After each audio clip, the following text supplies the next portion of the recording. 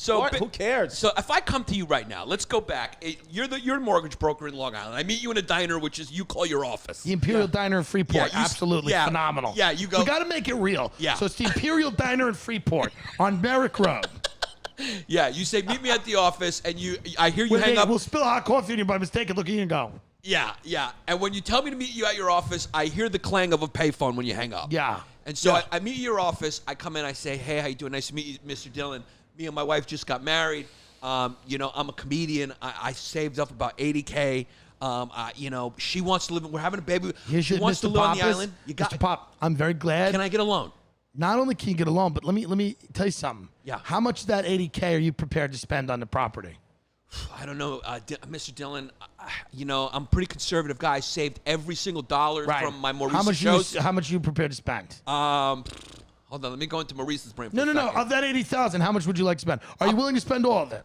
I'm willing to spend about 60 or 70 of it. Mr. Pappas, guess how much of that 80 you're gonna have to spend? How much? Nothing.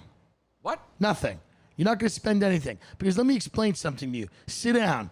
The wife is lovely. Would you like a cup of coffee? Yeah. Here's the thing. Yeah. Can Mr. I get Pappas. Can I get pancakes while I'm here? Yeah, you can get anything. The bricks and sticks of your house. Yeah. Appreciate. The frame, the land. They appreciate and value. You know what your money does in your house for you, Mr. Pappas? It does absolutely nothing. You know what the wealthiest people do with real estate, Mr. Pappas? A lot of them finance it. Why? Because your mortgage is your only tax write-off. It is the only write-off. It is your only fucking weapon against the federal government. The larger the loan you take, the better it is for you financially. And you take that $80,000, and I'm not wrong, by the way, and you put, well, I'm a little, and you put it in tax-exempt securities like Roth IRAs. Mr. Pappas, you maximize the amount of tax-exempt retirement accounts that you put your money in with that $80,000. You make it work for you. You do not sink it into a house. Yes or yes? So the reality is this. We're taking the biggest loan possible. That, Mr. Pappas, will set you free. Now sign this piece of paper for Christ. And at that point, you and your wife are crying. Yeah. And then we sign papers, and you go die. But how do you get the loan from the bank? They're giving them Well, away. back in the day, what are we doing? We're talking about now or back in the day? No, back in the day. Yeah, how Back did in you the do day, it? I go to the bank. I said, Kelly, we got one. And Kelly, I said, Mr. Pappas and his wife Brittany's from Long Island. They want to go buy a piece of marble hunk of shit. And Kelly has got Coke running down her nose from last night. She's got a fucking double tall non-fat latte from Starbucks non-fat. She's not kidding anyone. And she nails it down and she says, she makes all the paperwork look like it should look. And then my little shitty bank, which was called Franklin First or New World Mortgage or the Mortgage Zone or the Funding Hut or whatever it is, we send our paper to a fucking even bigger and as similarly shitty bank like a Long Beach Mortgage or a New Century Mortgage or an Argent. And those banks were doing backdoor deals with JP Morgan, Citigroup. So those banks were underwriting the paper to the middle grade banks that were lending money to the dirtbag brokerage operating out of a van places that I worked.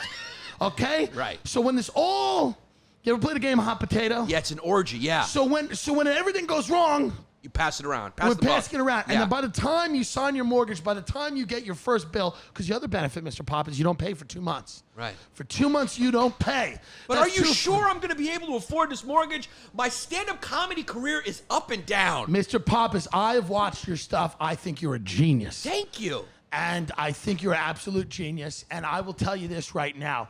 All you have to worry about right now is what are you going to do with those? I'm just a little worried. I'm not past the cellar. Am I going to have a future? You're going to have a cellar in the home that we put you in. All you have to worry about, Mr. Pop, is what are you going to do with those 2 free months? Because we're rolling it into the mortgage. You've got 60 days.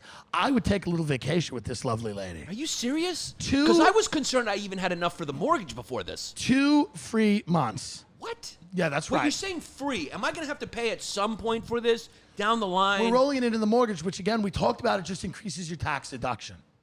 If you could, Mr. Pappas, you'd take a loan every day. Honey, do you think, I mean, Every day you would take a loan because the federal government is coming to take your hard-earned money. I am telling you, Your ability to fight them is contingent on how big this mortgage is. Take all your credit card debt, all your car loans, everything, student loans, roll it into this, refinance it. Let's take $100,000, $200,000. Let's do it. Let's make it big. And let's do it once and do it right. That's a great line. That's a line one of our guys had. Let's do it once and do it right. And then he'd call them back 8 months later, and they'd go, you said we were going to do it once and do it right. He goes, let's do it twice and do it better. But that's what we need. That's the only way the economy's get. Like, you guys can laugh at that. That's the only way the economy is going to get on a bubble. On a retards you need criminals back. Have to sell things to other retards. But everything you explained, none of that is criminal at all. It's just I wouldn't go so far as to say that. Yeah, but what's criminal none about of it was criminal. I didn't really do the criminal shit. The criminal shit was really, and it was just 'cause I'm a pussy. It's not because of morality. The criminal shit really was. Well, we did a little criminal stuff. The lying. The people that would go, my cousin owns a car dealership on Northern Boulevard. Who's going to say that I've worked there for the last 6 years and made $80,000 a year. And they look the other way and go, let's approve them for the mortgage. But by the way, that's kind of soft fraud because the bank was not. It wasn't fake documents. It was literally they were accepting honor system. Let me ask you this which question. Which is crazy. How did this orgy get started is my first question. My second question is, when did you know it was over? And my third question is, can you compare it to stand-up comedy? 3 questions. When the orgy got started after, it started two places. It started with the Community Reinvestment Act under the Clinton administration.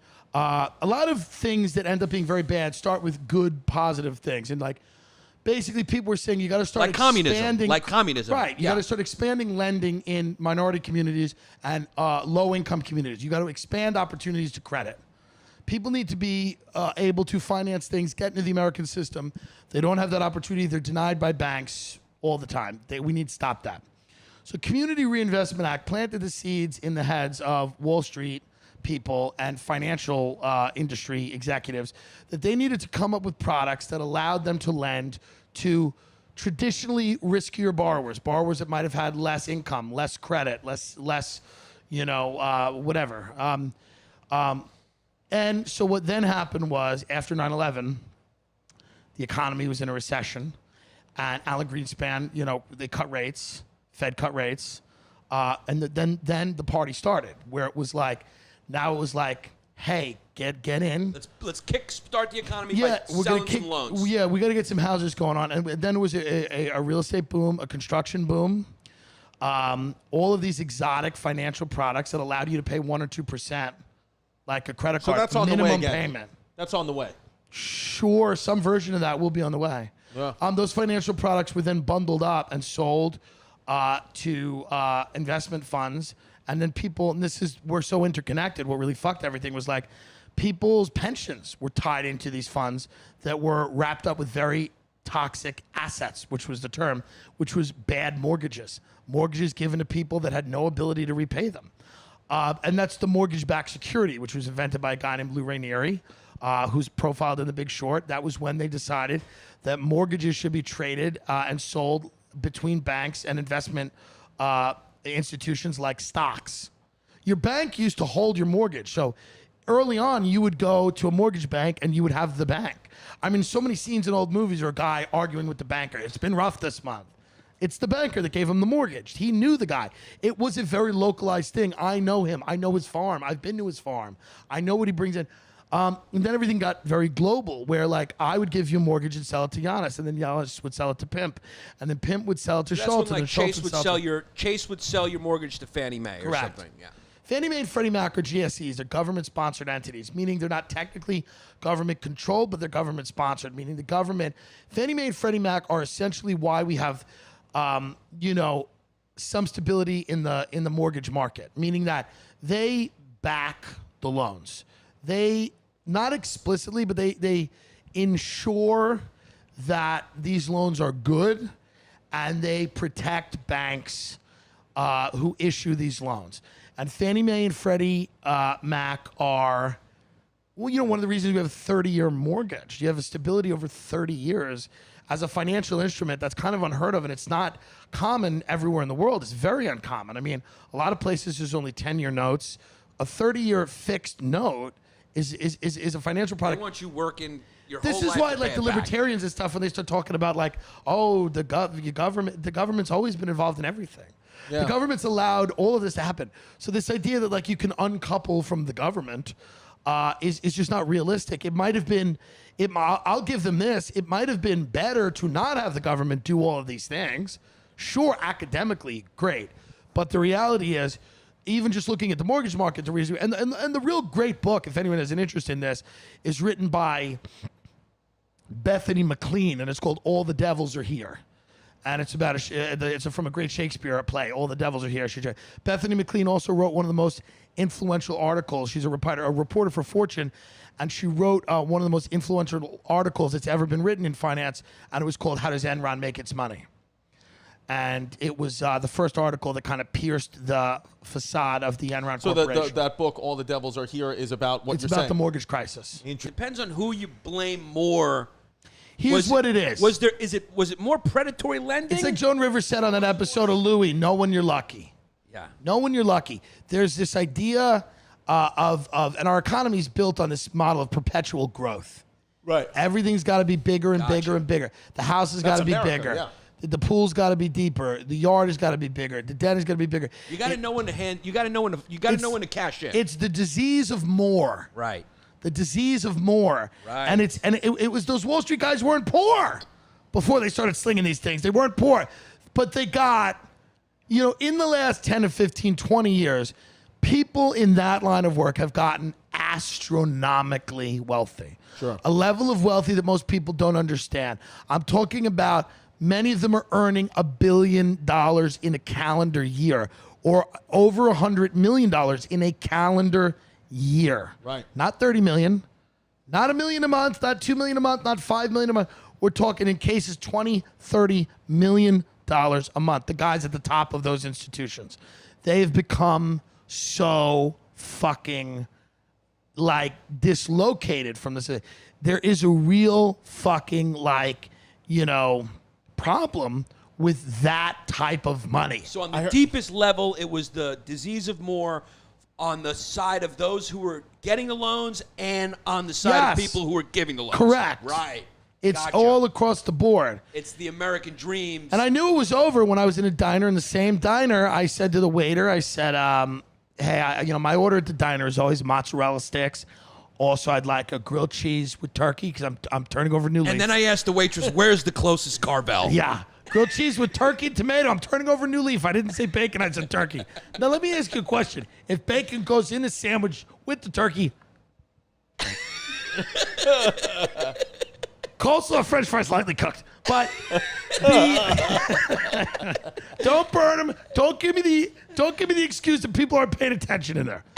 So, so I said to the waiter, he goes, what do you guys do? I said, I do mortgages. He goes, what a coincidence. I do mortgages. And then the guy that was handing me my mozzarella sticks took out a card from his top pocket and put it on the diner table. And that's kind of the way I felt, about a year or a year and a half ago in comedy when everyone you knew was a comedian. Yeah. The problem is when everybody, it's the secret's out. It's like, you ever go to a good restaurant?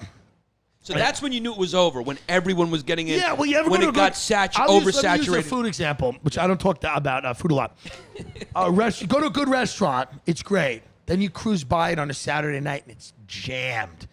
And you go, I hope in a year from now we don't end up going back and going, this place sucks. But a lot of times that happens. A lot of times when it's the secret place and they're on the come up, they're on the rise, everything's great. But when it explodes and everybody's in and everybody's got their hand in the trough, then all of a sudden people start making stupid decisions. They start making bad decisions. And the people start making decisions that are nowhere near the actual decisions.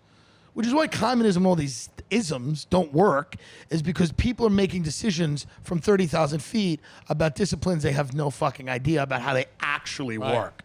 Right? Right. So when the government just goes, hey, find a way to lend to low-income people, and Wall Street goes, we got it, the government has no idea what's about to happen. Right. And then the ones that kind of have an inkling just keep their mouths shut because things are good. Bush goes, 70% of Americans own homes. Trump has done nothing but extend what Obama did, which is extend what Bush did, which is essentially just tell people to put it all on a credit card. That's just the whole thing. the economy is just on the card. We'll think about it later. I mean, we owe, what is it, 20 trillion At to China? this point, it's you don't. It's the fake number, now. You can't even say the number anymore. Yeah. There's not. It's not an. They got to existable think number. of a new word in the English language to describe the amount. The economy is just on the card. It's on layaway. It's like, How does that? interest rates are How going to does have. that? What happens when that culminates? Where does that end? As all things end, what happens? How do we reconcile? I mean, that? inflation is where it ultimately leads to the devaluing of the dollar not being the world's reserve currency. Our debt rating getting trashed to we're not a good debtor anymore. So that means we're Losing over as an empire. Yeah, AAA bond rating and all that. Yeah, that's where it leads. And then it just leads to... what you're talking about there is the actual rotting of the infrastructure of the empire. Correct. Yeah, correct. That's inevitable. Our inability to service our debt, our inability to, basically print the kind of money that we've been printing to keep everybody off the streets, which hasn't worked. This is when you become a bad earner in the mafia and you get whacked. You can become a bad earner. Yeah, you become a bad earner. right now. We're a bad earner. We got a lot of It's debts. when somebody in the mafia movie starts looking at a picture of you from the good times with a sadness in their face. Yeah. They take a picture, they look at you when you guys all went to like Aruba and you went, that was fun. He used to earn. That's he where used to we're be that's good. where we're getting to. He's got a lot of debts now. We don't know how to really get him out But of this. I think business is common. It could be weed, it could be prostitution. I think you got to legalize weed, legalize prostitution. Day one of Biden or Trump's new administration, whores are in, weed is in. We do not have a choice. Jumpstart the economy, baby. We don't have a choice. We really hope you enjoyed that episode, whatever it was about. This is just a stock thing that we're taping onto every episode. So go make sure you rate, review us, subscribe, turn on your notifications, get jiggy with it. And go to patreon.com/Bay Ridge Boys where things get really wild.